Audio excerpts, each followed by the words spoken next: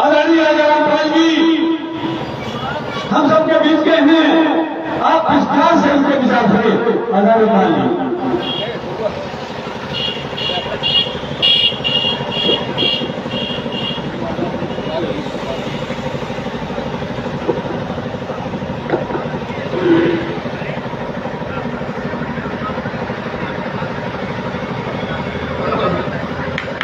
आज इस सजेती की ऐतिहासिक धरती पर समाजवादी पार्टी के तत्वावधान में इस पीडीए पंचायत में इस कार्यक्रम की अध्यक्षता कर रहे इस विधानसभा के सम्मानित अध्यक्ष भाई राजू वर्मा जी, इस कार्यक्रम में उपस्थित समाजवादी पार्टी के वरिष्ठ नेता, प्रदेश के पदाधिकारी और कानपुर देहात के पूर्व जिलाध्यक्ष आदरणीय वीर यादव जी, इस कार्यक्रम में उपस्थित पिछड़ा वर्ग प्रकोष्ठ के सम्मानित जिलाध्यक्ष छोटे भाई शिव सिंह पाल जी, इस कार्यक्रम में उपस्थित हमारे जिला पंचायत सदस्य बहन सोमवती सतपाल जी, इस कार्यक्रम में उपस्थित पूर्व जिला पंचायत सदस्य और समाजवादी पार्टी के जिला सचिव भाई युवा साथी सैयद सोनकर जी, पूर्व प्रमुख आदरणीय मीना सखवाल जी, हमारी नीलम सचान जी,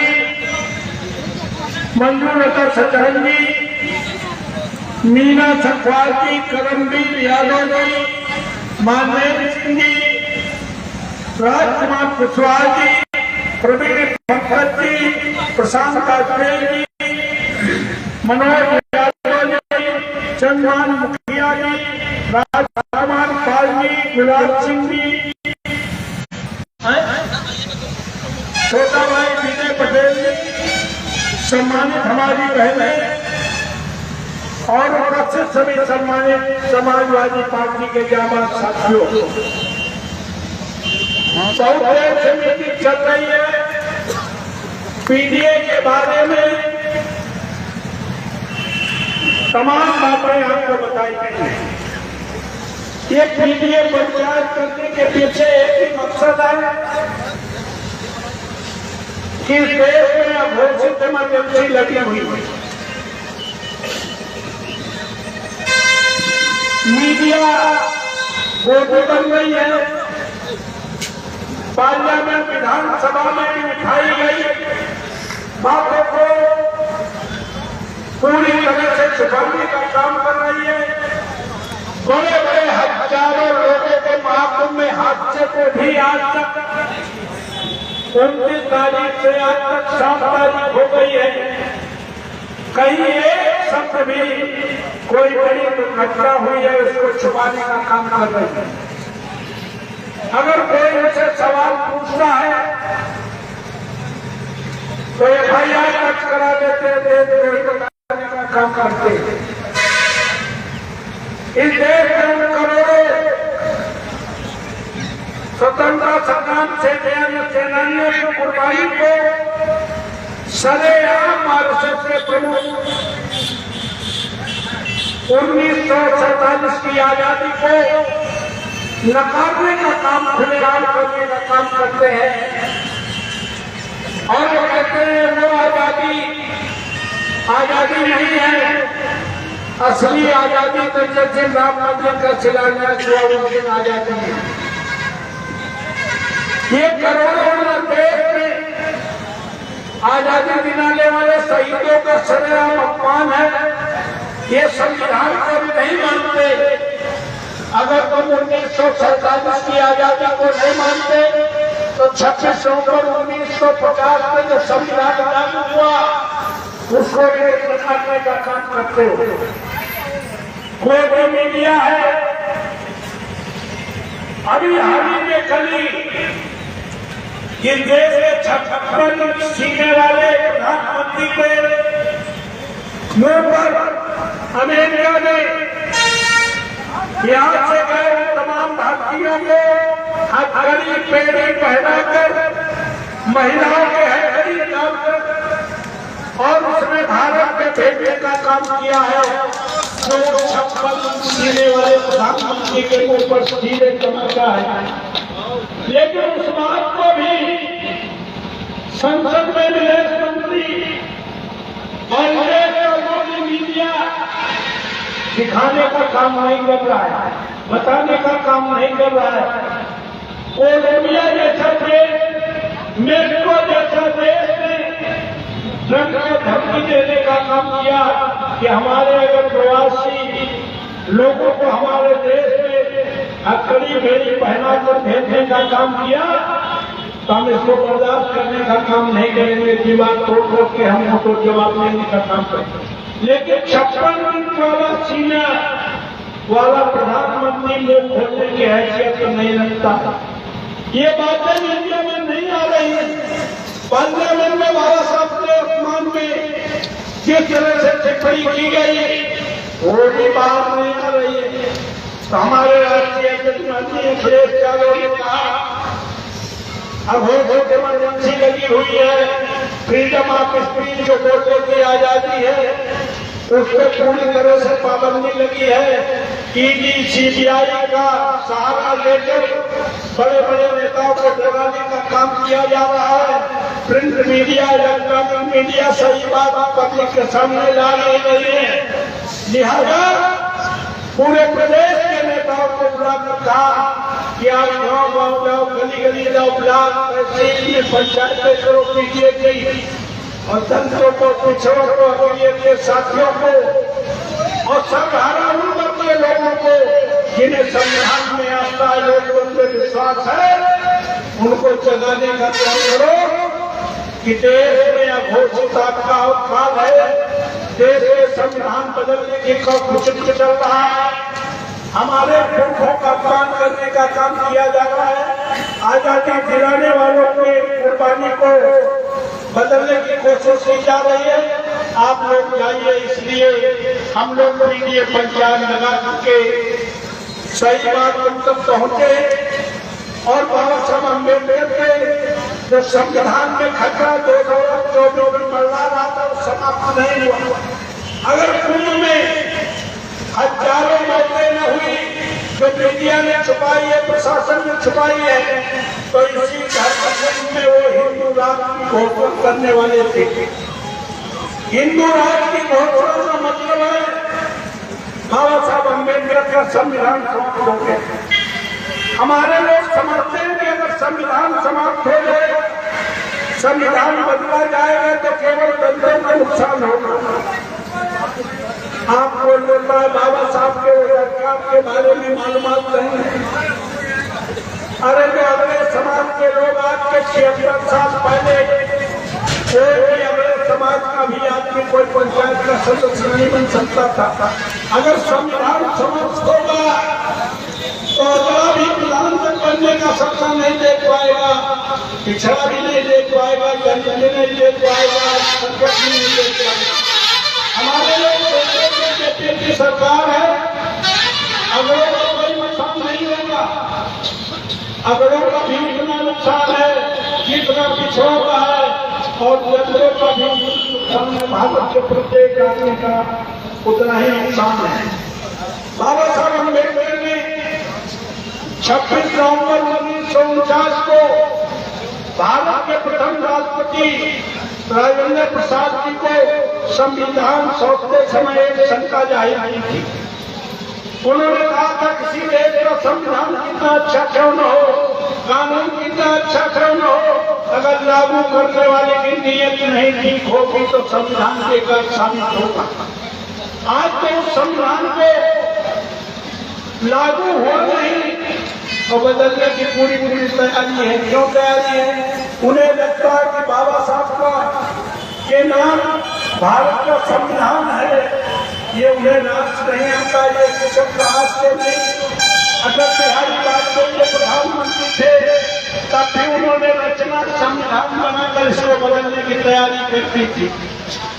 और 2024 में तो खुलेआम 400 पार का नारा देकर संविधान बदलने के लिए कोशिश की, लेकिन हमारे नेता माननीय अखिलेश यादव जी ने इंडिया गठबंधन में सबसे बड़ी ताकत देकर के 400 पार का नारा देने वालों को, संविधान बदलने की हिमाकत करने वाले को 240 में कर खड़ा करके घुटनों पर लाने का काम किया है। लेकिन वो खतरा खड़ा नहीं है, इसीलिए जो उनके मन में है वही तो हमेशा कहते हैं अम्बेडकर अम्बेडकर अम्बेडकर।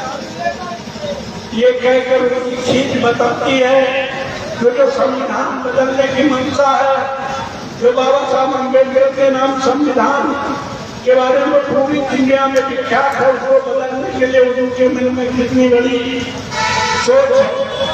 लेकिन वो लोग कभी भी संविधान को पूरे पार्लियामेंट में सबको कहने पर भी, सवाल करने पर भी माफी मांगने के लिए तैयार नहीं है। तो हम आज आप लोगों से कहने आए कि आप लोगों का कितना बड़ा नुकसान है। बाबा साहब अम्बेडकर ने जब वोट का अधिकार लाने और नुकसानी के वोट की कीमत बराबर की थी, तो बाबा साहब ने अम्बेडकर ने कहा कि आज के बाद भारत में किसी भी जात धर्म में पैदा होने वाला व्यक्ति प्रधान से लेकर प्रधानमंत्री बनाएगा, और जिनमें हिम्मत होगी, हौसला होगा, चाहत होगी, वो प्रधान से लेकर प्रधानमंत्री बन भी जाएंगे। उन्होंने कहा था हमने वोट के जरिए भारत के लोकतंत्र में तुम्हें राजनीतिक आजादी दे दी, वोट के जरिए भारत के लोकतंत्र में तुम्हें धार्मिक आजादी दे दी। हिंदू, मुस्लिम, सिख, ईसाई, पारसी, सिख सभी तरह के लोग अपनी अपनी तरह से पूजा अर्चना करने का काम कर सकते हैं। ये अधिकार बाबा साहब अम्बेडकर ने संविधान में दिया। अगर संविधान समाप्त हो गया तो भीम, भागवत और बुद्ध कथा भी हम नहीं करा पाएंगे। संविधान खत्म हो गया तो मस्जिद में नमाज भी नहीं पढ़ पाएंगे। संविधान खत्म हो गया तो कोई भी हमारे गुरुद्वारे में जो लंगर चलाते हैं, जो इबादत करते हैं, जो साहिब का गुणगान करते हैं, वो भी नहीं हो जाएगा। ये धार्मिक आजादी हमें संविधान से मिली है। तीसरी आजादी बाबा साहब अम्बेडकर ने आर्थिक 15 में जो सामाजिक बुराई है, छुआछूत की, उसको मिटाने का काम किया, उससे सामाजिक बराबरी की। ये 3 आजादी देते हुए बाबा साहब अम्बेडकर ने कहा था कि हमने 3 आजादी दे दे, लेकिन इससे तुम्हारा भला पैदा होने वाला नहीं है। जब चौथी आजादी, जिसको बाबा साहब अम्बेडकर ने आर्थिक आजादी कहा था, जब तक वो नहीं मिलेगी तब तक इन 3 आजादी से भला होने वाला नहीं है। उन्होंने कहा था चौथी आजादी के लिए तुम्हें फिर से इस देश में आजादी की जंग लड़नी पड़ेगी।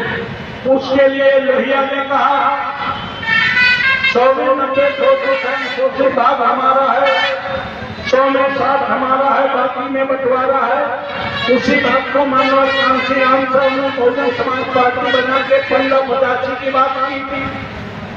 और अगर उसी बात को अगर आज की तारीख में कोई आगे बढ़ाने का काम कर रहा है तो पीडीए बनाकर माननीय अखिलेश यादव जी ने उस बात को आगे बढ़ाने का निर्णय का काम किया।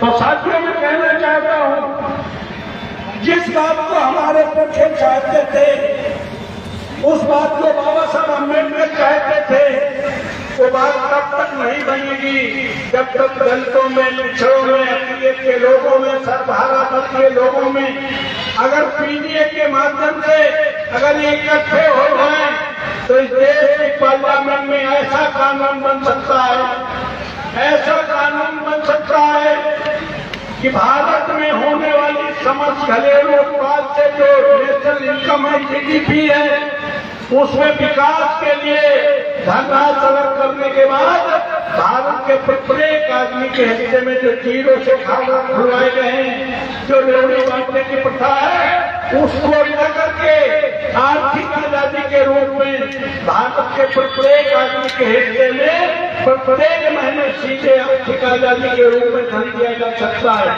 जिस दिन वो आर्थिक आजादी मिल जाएगी, उस दिन बाप को बेटे के सामने, बेटे को बाप के सामने, पति को पति के सामने, पत्नी को पति के सामने, लंगड़े भाई को, इंसान को इंसान के सामने हाथ फैलाने की आवश्यकता नहीं पड़ेगी। लेकिन ये बात तब बनेगी जब सोच हमारे नेता की है, जो हमारी सोच हमारे पुरखों की है, जो सोच बाबा साहब अम्बेडकर की थी, उस सोच के तहत दलितों, पिछड़ों और साधारण के लोग आपस में भाईचारा बना दे तो निश्चित तौर पर आर्थिक आजादी भी आपको मिल सकती है। लेकिन वो आर्थिक आजादी की लड़ाई शुरू नहीं हुई, यहाँ संविधान बदलने की तैयारी हो गई। बाबा साहब अम्बेडकर ने कहा कि हमने एक वोट का अधिकार देकर भारत में लोगों ने जो तुम्हें अधिकार दिए हैं, आज के बाद भारत में पैदा होने वाला प्रत्येक व्यक्ति किसी भी जात धर्म का आदमी होगा, उसको हम भारत की धर्म और धरती का बराबर का हिस्सेदार बनाएंगे। लेकिन दुर्भाग्य है, लोग उनका सही अर्थ जानने के कारण लोग अपनी जमीन और अपना मकान छोड़ने के बाद जो पंचायतों में सड़क बन रही है, दरवाजे के सामने नाली बन रही है, उसे सरकारी समझते हैं। जो बिजली का खंभा लगा है, उसे सरकारी समझते हैं। और यही कारण है इस देश के लोगों को लोकतंत्र का अर्थ जानने के कारण हमारे मोदी जी पूरे देश की संपत्तियां अडानी के अमरनाथ के नाम कर सके हैं और हमारे 140 करोड़ लोग ताली और थाली बजाने का काम कर रहे हैं।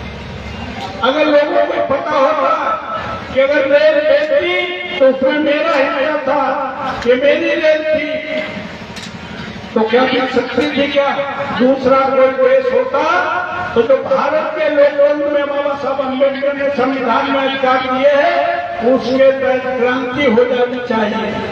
लेकिन यहाँ के लोग कहते रेल बिक गई, एयरपोर्ट बिक गए, PSU बिक गए, तेल कंपनियां बिक गई। ये लोग सोचते भैया सरकार थी, सरकार ने बेच दी, हमें क्या लेंगे। आपको मालूम है कि अभी यहीं पर बगल में इसी विधानसभा में बगल में डिफेंस भिखारी रोड होना है। डिफेंस भिखारी रोड 9 से 14 में आपने हमें MP बनाया था, कांग्रेस की गवर्नमेंट थी, उसमें हमने लैंड एक्विजिशन बिल पास कराया था, जिसके तहत तुम्हारी जमीन अगर सरकार को चाहिए तो 90% लोग सहमति हो गई है। तुम्हारा पावर हाउस बना है, पावर प्लांट बना है, इसमें 4 गुना मुआवजा दिलाने का काम किया है, जब आपने हमें 9 से 14 में बनाने का काम किया।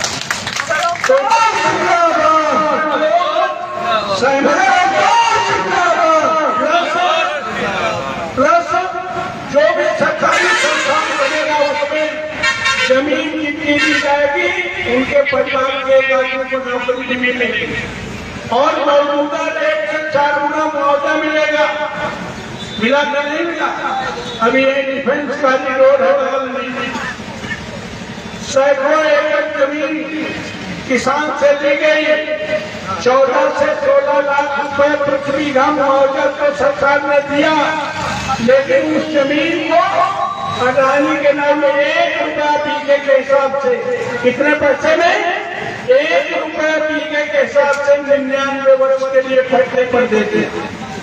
कितने देर के लिए दे दिया? 99 साल के लिए पट्टे पर देते हुआ अडानी का बोर्ड लगा है, कोई क्षेत्र के आदमी को नौकरी नहीं देगी। उसी जमीन को जो डिफेंस का सामान बनेगा, जो प्राइवेट कंपनियां वहां पर खोलेगी, उनको 30,000 रुपया गज बेचने का काम अडानी जी कर रहे हैं। आपके बैंकों में जो गाड़ी कमाई है वो सारी 16 लाख करोड़ रुपया 25 पूंजीपतियों के आदरणीय मोदी जी ने माफ करने का काम किया है। लेकिन किसान का एक भी पैसा माफ करने का काम कांग्रेस की गवर्नमेंट थी।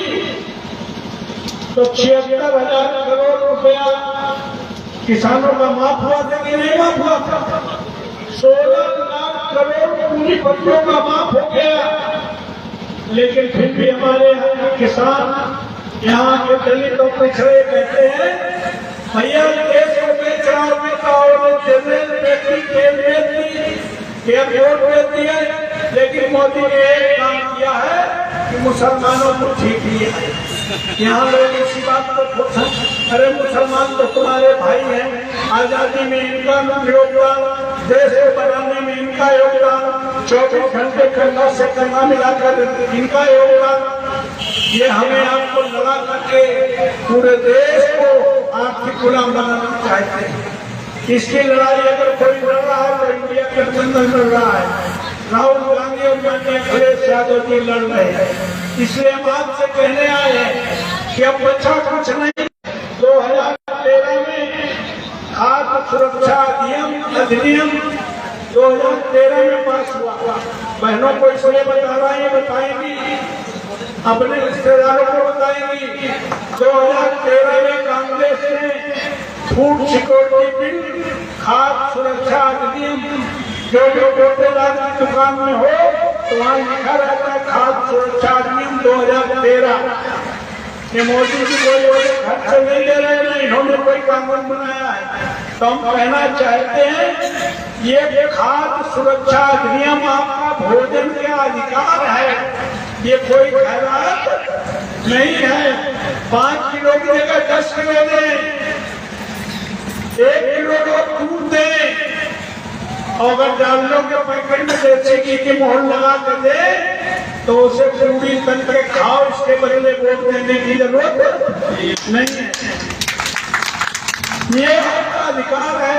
और बाबा साहब अम्बेडकर ने तो कह दिया कि आज के बाद भारत की धन और धरती में तुम्हें बराबर का हिस्सेदार बना दिया।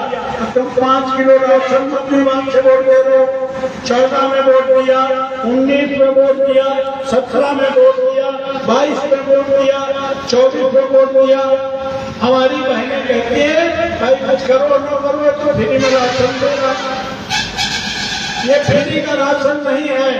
इसलिए हमारी महिलाएं अपने नाते रिश्तेदारों को बताएं कि फ्री का राशन अगर इसी तरह खाते रहे तो संविधान बदल जाएगा। संविधान बदल जाएगा तो हम फिर हजारों साल गुलामी की ओर चले जाएंगे। हमारे साथियों से कहना है कांग्रेस ने किया था, समाजवादी पार्टी साथ में थी। इसलिए हम आपसे कहने आए हैं हम ये मीटिंगें तुम्हें सजग करने के लिए, सतर्क करने के लिए कर रहे हैं। ऐसे सतर्क करना चाहते हैं आप लोग हिंदू मुस्लिम में फंस जाते हो, मंदिर मस्जिद में फंस जाते हो। इसलिए अब फिर कोई नया चारा न आ जाए जिसमें तुम फंसने का काम करो। इसलिए हम लोग सजग करने, सतर्क करने के लिए आपके बीच में आए हैं। हम लोग प्राइमरी हाई स्कूल में थे, बच्चे तो पढ़ने जाते थे, वहाँ पीटी कराई जाती थी कि नहीं कराई जाती थी? पीटी में सावधान आसन बोला जाता था, सावधान। तो सावधान हो गए। फिर बोला जाता था विश्राम। अब तुम लोग 14 से 24 तक सावधान विश्राम की मुद्रा में हो।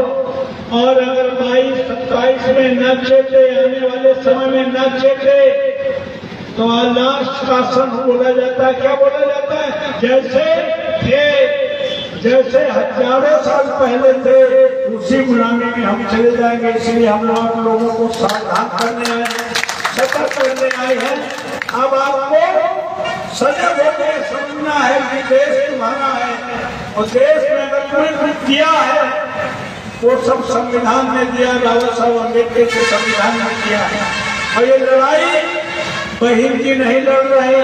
अगर बहन की हमारे साथ आ जाती, महिलाएं बैठी इसलिए कहना चाहता हूँ, अगर बहन की 24 में हमारे साथ दिया गठबंधन के साथ, क्योंकि बहन जी अगर 4 बार मुख्यमंत्री बनी है तो इसमें किसी भगवान का योगदान नहीं है, बाबा साहब अम्बेडकर का योगदान है।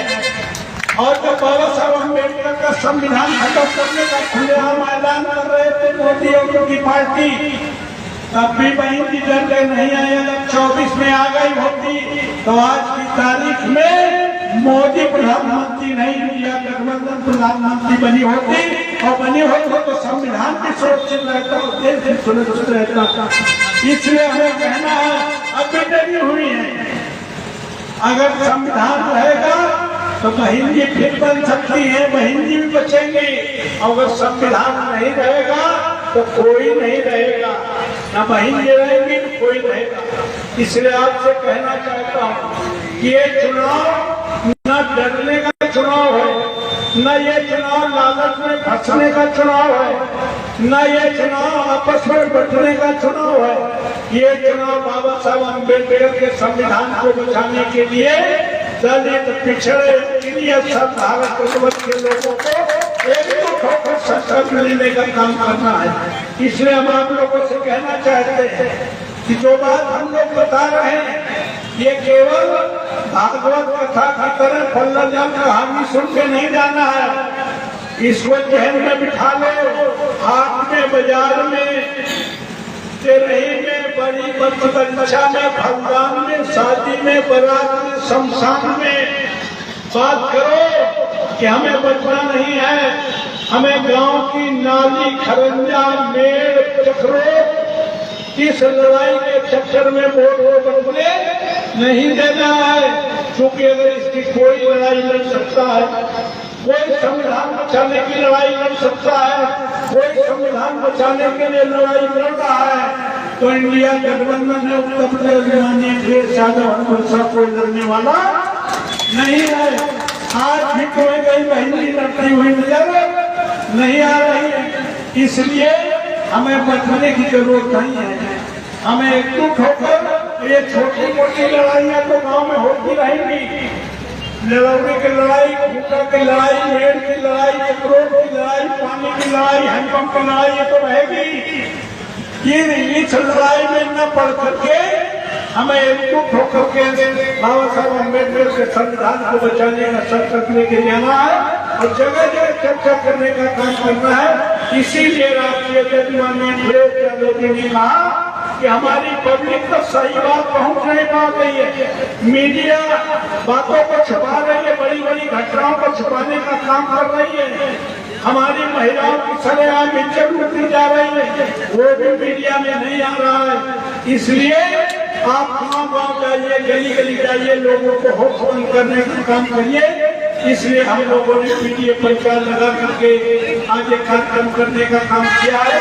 मैं बधाई देना चाहता हूँ भाई इस कार्यक्रम के आयोजक हमारे छोटे भाई अनिल सिंह जी को, जिन्होंने कार्यक्रम करके आज यहाँ पर हम लोगों को कुछ कहने का अवसर दिया है।